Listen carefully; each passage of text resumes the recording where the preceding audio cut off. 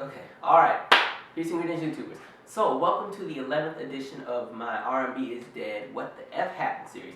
And it's been a minute since I made one of these just because there's so much that goes on in the industry. It's so hard to keep this series going because the industry continues to shift. Like, I haven't made one of these in like a year. And then even the one before that one, it was like 7 or 8 months before that one. But, you know, I'm going to try and I'm going to try to keep this series going. But it's so hard to even give my 2 cents because the industry's shifting. And one, sales are just so in the dumps. It's like, hell, I don't even know what to tell y'all no more.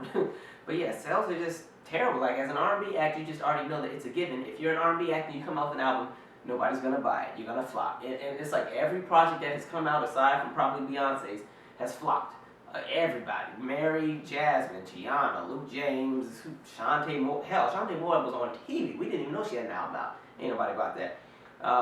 Usher's project, they just pushed it back and just was like, we'll just wait, don't even worry about it. Elle Varner's, they're scared to come out with hers. Chris Brown kind of did alright, but he's not doing nearly what he used to do in the day.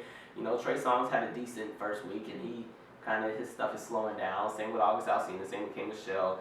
Don, don't even worry about it. Tank, he want to quit the industry for good. It's just so much going on. I'm like, I don't know what to tell you, but it's like, the industry is in this weird position. And what pisses me off with these R&B acts is, R&B acts had a real opportunity to really jump back in there, and I'm going to tell you why. First of all, pop music right now is so confused. These pop acts don't know what the hell to do. Why? Because EDM died around in 2013. As soon as Robin Thicke came out with Blurred Lines, that sealed the deal on EDM. That was the last little we're going to party, and that was it. R&B came back, the sound came back. Maybe not us, but the sound came back. And this was the opportunity for R&B acts to really jump in there and get as creative as possible and just come out with all type of unique sounds and everything. And none of them did that. They wanted to stay on a stupid, bland, weird, melodramatic, mellow tone with the minor chord sound that we've been on for the longest. Everybody's coming out with these Drake attempt tracks, and I'm so sick of hearing them. It's like, y'all have got to be more creative with it. But like I was saying, pop, they don't know what to do. When EDM died, they're like, oh wait, we want to be black again. We're going to do the R&B thing again. All right, come on. Dark Horse. You know, Katy was like, yeah, let me get Juicy J on the track. And, you know, I like Katy Perry, but I'm like, Katy, you know, good and damn well you wasn't listening to no damn Juicy J. Now let me get Juicy J. I get some street cred. Keep the... Check Katy, #1. Just #1 hits all around. Iggy Azalea showed up and doing whatever she's doing. You know, Miley, you know, she had whatever she was doing. And Justin Bieber, even though they didn't promote his last album, if you heard it, that was a very... He had Isley Brothers samples and stuff on his project. I was like, what kind of mess? I need y'all to go back to being pop. Let us have our little lane and just leave us alone. But, you know, cool. So it's like, R&B acts, you had an opportunity to really craft and create the sound. Because normally what happens is, pop music goes through whatever they go through, and then they can be all confused and they're lost. And then usually the R&B acts, they're going to determine and define what the sound is going to be for that time period onward. But, you know, that hasn't really happened in recent years. That definitely happened in the 90s, though. The 90s, R&B just dragged the mess out of everybody. Like, R&B just had a field day. So, you know, but going back to R&B, it's like, I think everybody is so bland right now. I'm bored to death. You know, I have a lot of favorite people that have come out, and I'm still half asleep. Like, you know, when I was talking about that sound earlier, everybody's on this monotone, depressing, a few little sappy chords. Everybody's coming out with the music that you smoke to. And I'm like, that's cool, but the problem is, people want to have fun, people want to party. Those songs are not making people want to go out and buy your record. Those songs are not making people want to go out and see you on tour because those songs don't even come off good live. One, because you know your R&B, your label doesn't support you. When you do perform, you don't get a full band, you got a DJ. So your song don't even sound good live because the sound engineer doesn't know anything about putting bass in the mic. So while you're thin voiced and you're trying to sing this little mellow tone, dramatic song that is boring and half nursing home quality, nobody is entertained. And that's like real talk. This is what everybody's doing. Hold on, I made sure. Let me turn my little keyboard on. This is R&B in 2015. Cause you know all they talk about is smoking and drinking all day. Smoking, drinking, I smoke. Smoking, drinking, I smoke. Smoking, drink, and like literally that's the crap all freaking day. Who wants to hear that all the time? Actually, that didn't sound bad. I was playing some nice chords, but still, like, that's what it sounds like the whole time. And it's like, that is extremely boring, and when everybody's hopping on it, it's like, what do you want people to do? You know, when I look at the good years with R&B, R&B used to always do so well because one, there was a unique sound and it was just fresh, it was new. The subject matter was good. I'm so sick of everybody talking about smoking and drinking. Cool, we can smoke, we can drink. Well, not really me, y'all can do it, I'll watch. But, you can smoke, you can drink, but that isn't what people want to hear all night, all day. Every freaking song, and I think that goes back to R&B acts always wanting to merge everything into rap and hip hop. Your job is not to be a rapper. You can have a collab or two, but dang it, you're doing R&B. Can you do some R&B? And so it's like either you're doing that, smoking, oh, I'm laying down, I'm so stressed out, you just did me so wrong, that bullshit. Or, your neo soul. And I already gave my opinions about neo soul in like the first or second one, so you can watch that one if you want to hear what I want to say about it. But everybody's doing that, and it's like there's no variety. People are bored, and that's why pop music is still having a field day on these R&B acts because they're over here stealing y'all sounds and doing it better than y'all. Well, maybe not doing it better than y'all, but having more success at it. Like, you know what I crack up? Like, I have been cracking up at just some of the things that have been going on. Like, cause Taylor Swift is easing right on in. I listened to that Blank Check song. I was like, okay, all right, Taylor, I see what you're trying to do. Cool. Katy Perry came out with her little Dark Horse remix, and they're dropping these tracks, and y'all, what are the R&B acts? They ain't even coming out with nothing. I don't know, but but I will say, because sales are down, R&B acts have to find a way to stay culturally significant, and I think an important way to do that is one, okay, we know nobody's buying your album, but you can still put out music and you can still tour. Okay, touring is the say-all be-all. And even with the touring, in addition to touring, you need to get your face out there as many times as possible, whether that's co-hosting a radio show, doing more radio interviews, finding your way on all these TV shows where there's an opportunity to perform. And I know some of these shows are like, oh, well, we want to kind of keep the main current people on our shows and not you R&B acts that nobody knows of. You know what? Go on the shows that nobody's watching, okay? The View is getting their butt kicked right now. The View will gladly take any R&B act that is willing to perform over there, all right? What's that show, The Real? The Real is, I guess it's doing what it's doing, but it's a new show, and that's a perfect outlet. I understand that like 106 and Park and all these other shows have died off, and there's nowhere for people to even get their music and stuff heard, but people got to put their faces out there. And I was thinking like, I was in the car the other day. TLC No Scrubs came on, and I got to thinking, I was like, you know what? This is a really good song. Like, sometimes you kind of just brush past songs when they're such huge hits. But I was like, and it wasn't just everything, even the video, but like, I was like, okay, the subject matter is a little corny, but it's still funny and relatable. And everybody's like, yeah, I'm tired of these scrubs always. Okay, cool. But then I listened to the song, and I'm like, when you think about the time that the song came out, the song was very innovative as far as the sound that it was creating. Because, when you go from like 97 to early 99, everybody was intergalactic. The minute Timbaland and Missy got together and worked with 1 in a Million, the whole sound changed. And everything from 97, 98, if you weren't on Bad Boy, it was a Missy and Timbaland production. Everything sounded like total tripping. Just, you got me on, you bring me so much joy, everything. Just intergalactic. TLC comes out with No Scrubs. And it's still fresh, it's still funky, it's new, but it's different. There's guitar strings. I ain't heard a guitar in like 40 years. I ain't heard a guitar since Total came out with Kissing You. Okay, cool. So there's like guitar strings, and then the background vocals. There's like 5 people singing on it. You can hear, I can hear Candy, I can hear Tiny, I can hear Deborah Killings, I can hear Chili, I can hear T-Boz. I don't know where Left Eye was at, but you got 5 blended vocals on it. It just sounds good, and it just was smooth. And I was like, this is all right. And I kind of missed that with music. I'm not getting that from a lot of these new people because one, everybody's doing the same thing. Like I said, everybody's smoking, drinking, smoking. Like I listened to the Tinashe girl, and I'm like, okay, I like her. She's cool. She seems real like grounded in her history, and she's pretty all right with the the stage performances. And then I bought the album, and I'm like, oh god.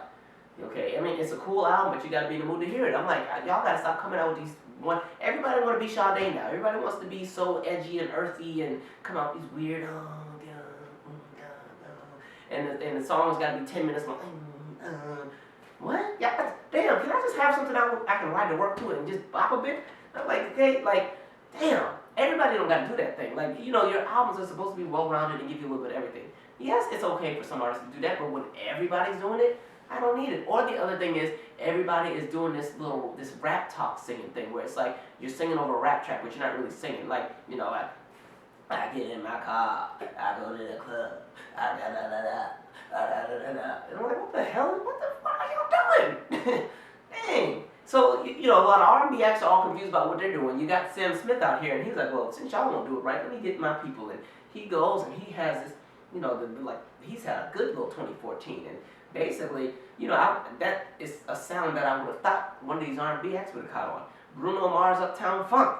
I would have thought one of these R&B acts would have caught on.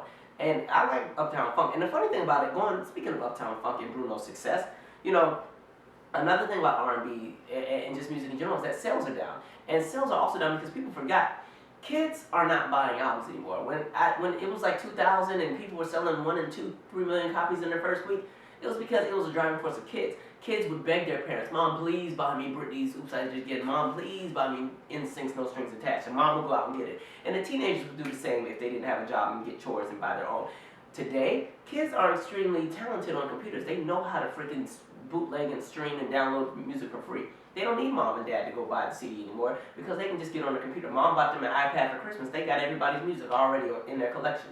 So you've already lost that entire demographic of your buying audience. The only buying audience that's really buying numbers or buying albums and numbers are the adults. And I'm talking like adults, like 30 and up. Because even the 25 and down crew, they're still kind of bootlegging because we grew up on, I'm 26 now, but still, you know, I'm going to just pretend I'm 25 for a second. Even the 25 and down crew, we all still grew up in that you can download everything era. And on top of that, with streaming and everything else, you know, buying albums is not a priority. However, that 30 and up crowd, buying albums is everything. So why do you think freaking Uptown Funk is such a hit right now? Because Uptown Funk is a song for old people. And I'm not trying to say it's old, but like, listen to the song. It's very 80s. It's very Zapp and Roger meets Morris Day and the Time. It's fun. It's funky. There's instruments on it.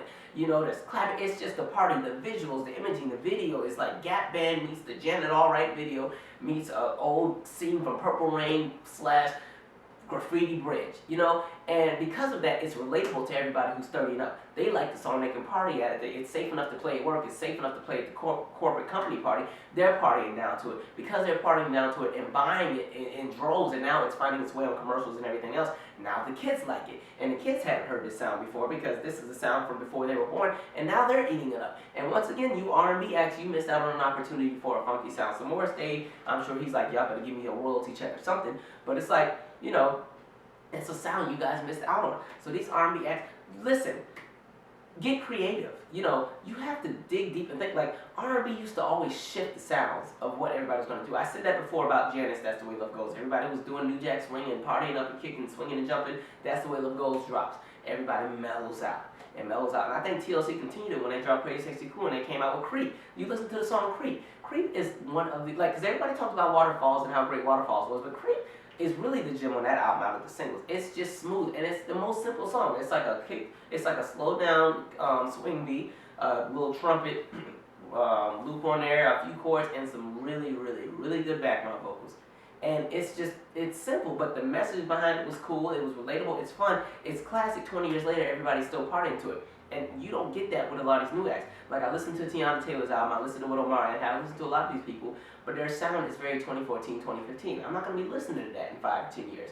Like, that's the thing, that timeless element has died out with a lot of these acts. And these acts are also, they're lazy. Nobody wants to promote. I understand that the labels aren't helping y'all out, but there's ways to stay relevant. That's why I appreciated Brandy with the 211 project. When she came out with Human, it was supported by the label, but it didn't do what it needed to do. Human stopped doing well. She was like, well, I'll see y'all later. I'm going home and I can just go chill. And that was it.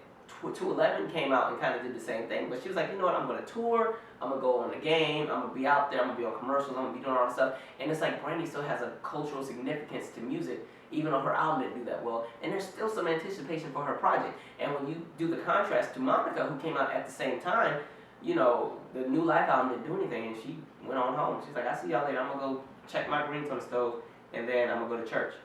And that was, you know, the Monica project. And now, you know, she's coming back out, but there's no anticipation for her. The same for someone like Carrie Hilson. You know, she came out with a project and she just went MIA, and so it's like if you choose to come out, there's no anticipation for what you're doing. And you also have to remember that labels are not putting in, you know, the same energy they once put into R&B, because R&B is not marketable right now. That's why I'm saying with the sound, in order to get people to really want to buy your stuff, it has to be pleasing to the ear. So all this melodramatic, depressing, I want to smoke with you all day type stuff, that's cool, but if everybody's doing it, what makes you stand out from anybody? So as much as I like Tinashe, her album, I was like, okay, I'm going to listen to this on one of them days when I got a cold and I don't feel like getting out of bed. But this won't be something I'm going to play on my way to work, because I need something to make me feel good about going to work. I don't want to go to work and shoot up everybody because it sounds depressed. You know, that Janae Alco sound. Everybody in that girl, I'm sick of her too. Lord, like, can y'all give me something fun? Okay, Sade was cool back in her day, but Sade was not the mainstream sound. Sade was one piece of the pie. You could get with your Sade and her weirdness, and she's legendary. I love Sade, but at the same time, you could put her on pause, and there would be 15 different other elements. The idea of variety is dead. It's like there's one trend, and all the R&B acts hop on it. There used to be so many different sounds that you like in my very first video of the R&B is dead thing, when I played like music from, I think it was like from end of '94 to mid '96. It was like so many different sounds, and that was just one sound. But if I would have went back a few years earlier and I would have played the R&B that was out between 1990 and 1993, there was so much going on. You had house music, you had all the ballads, like the balladeers like Toni Braxton and Whitney and all them doing their thing. You had New Jack Swing doing his thing. You had like the alternative, like brand new heavies type of sound, and like Sounds of Blackness, Be Optimistic, right? There are all these different types of sounds and everything.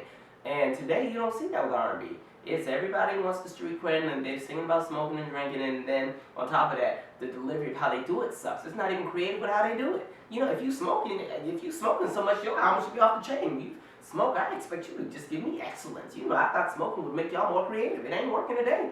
I don't know what stuff y'all using, but you need to go back to whatever they were using a few years earlier. And I really think collaborations is a good idea. More people need to go on joint tours. I think it's such a smart idea that Trey Songz and Chris Brown are going on tour together. I think that's extremely smart.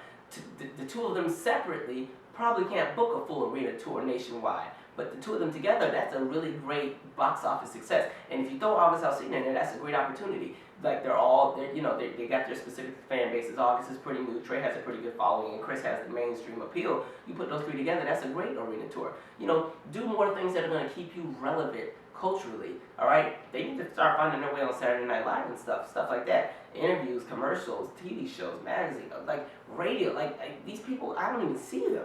I only see them on the club flyers. And then people wonder why nobody's buying their stuff. Nobody even knows you got stuff out. So I'm gonna do another one of these in a few weeks, but this is kind of just one to kind of open up this conversation and this dialogue. My question to you guys is like, where do you see R&B? Where do you see, where do you see it going? What do you expect from these artists, and what do you want them to give, what do you want them to do? It's a weird phase right now, but I'm sure things work full circle. The R&B sound is in, pop doesn't know what they're doing, and they're doing R&B, so R&B acts, y'all need to jump back in there and just do it a little bit better than the pop acts, please. Anyway, I'm out. Subscribe, share your 2 cents.